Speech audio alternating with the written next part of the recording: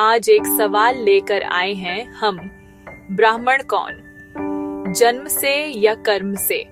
गणेश जी ब्राह्मण कैसे हुए और अंबेडकर जी, गांधी जी क्यों नहीं? तो चलिए समय के पन्नों को पलट कर देखते हैं। मैं तो शिव और पार्वती का पुत्र हूँ, न जन्म से ब्राह्मण न जाति का प्रमाण। पर जब वेद लिखने का समय आया तो व्यास ने मुझे चुना, बिना रोके बिना जाति देखे। क्या यह कर्म नहीं था? गणेश ने लिखा महाभारत ध्यान, ज्ञान और तपस्या से।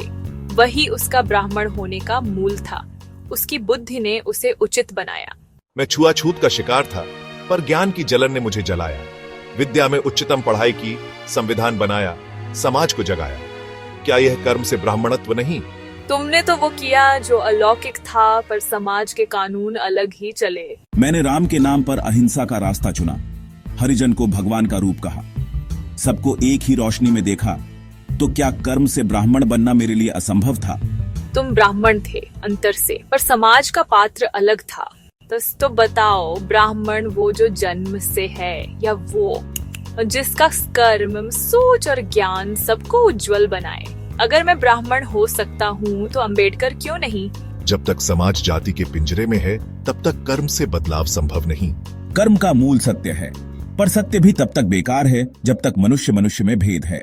आओ एक नया सवाल पूछें, न कोई ऊंचा न कोई नीचा। क्या तुम तैयार हो कर्म के आधार पर इंसान को पहचानने के लिए?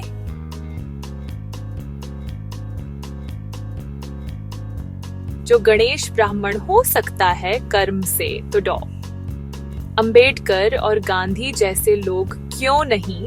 क्योंकि समाज ने उनका कर्म नहीं देखा, सिर्फ जाति देखी।